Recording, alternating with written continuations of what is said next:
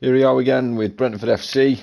We are 22 games in now, and it seems that we have actually really struggled, and we find ourselves in 13th position in the league.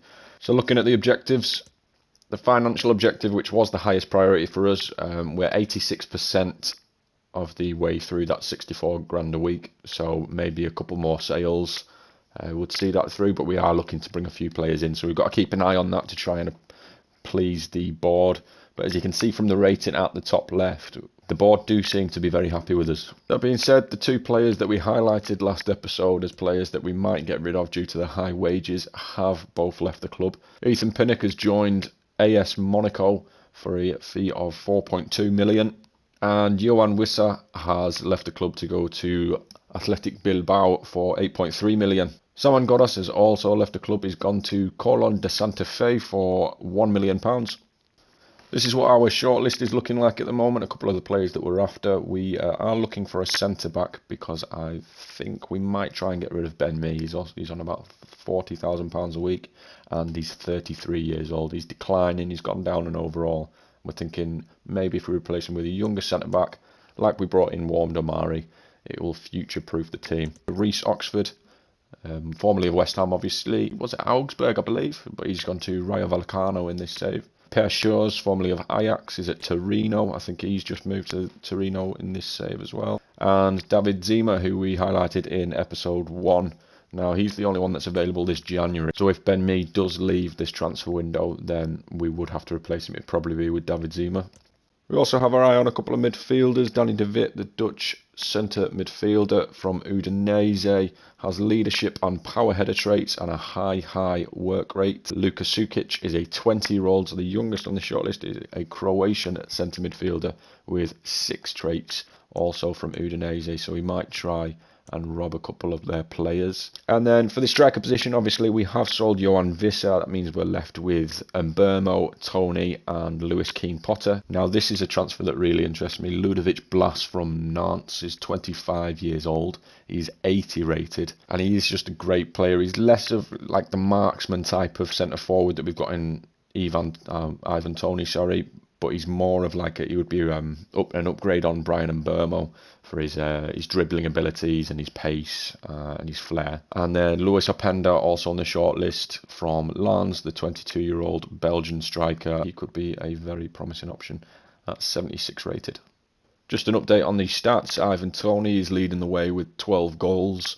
He also has 6 assists. Brian Mbermo has 8 goals and Vitaly Janel is chipping in with 6. This is how the youth academy is looking at the moment. We have one really promising player in Aiden Ewing. He's a 6'3" CDM, but we are retraining him to play striker. If I show you his development plan, you can see his shooting, passing is greater than his defending and physical, and his pace and dribbling are the best attributes. And I'd expect Aiden's overall to increase dramatically following his development plan, as it obviously is not suited to the CDM role. Another promising youngster is Jesper Lund. He's already at an overall of 61 and his potential is 75 to 94. And just so you can see how poor we've actually been in the league, we did get a surprise win to against Manchester City, but following on from that, we picked up 2 points in November. We then went on a 4-game losing streak in December, and we've only just got a win against Southampton, and it's not going to get any easier today away at Stamford Bridge against Chelsea.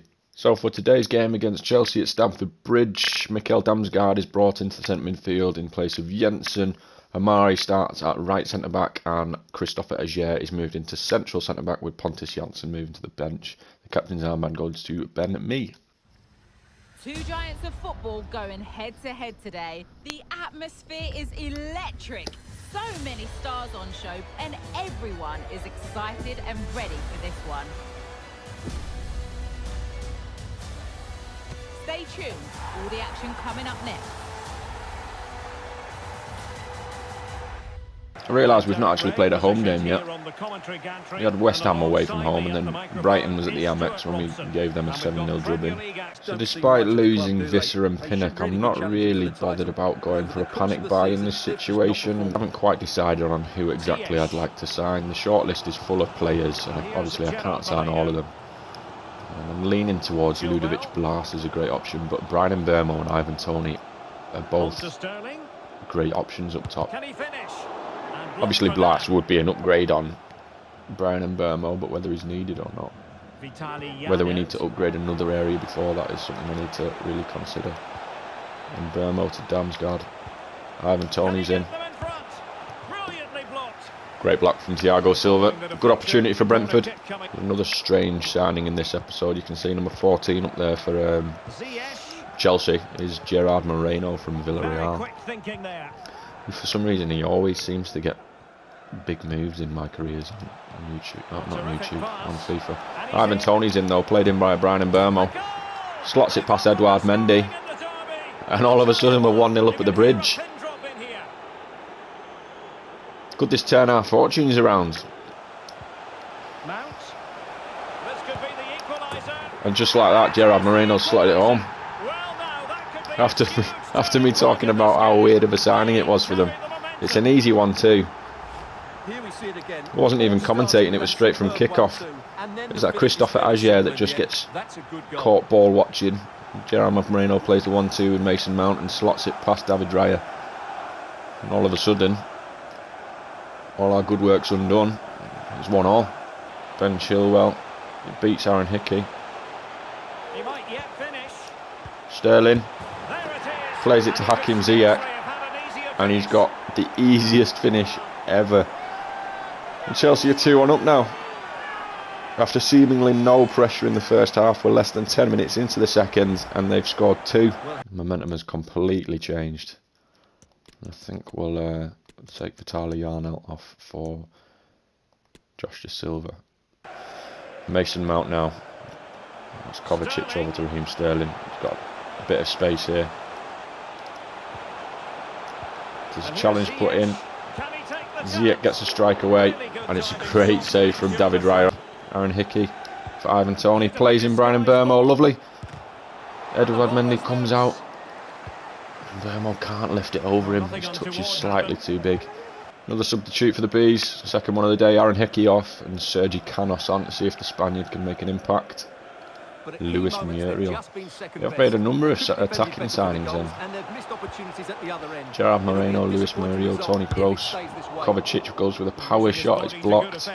We make 2 more substitutions. Final substitutions as we try and find an equaliser late on. Brian Mbermo and Christian Norgard off. In their place we'll bring on Lewis Potter and Frank Onyeka.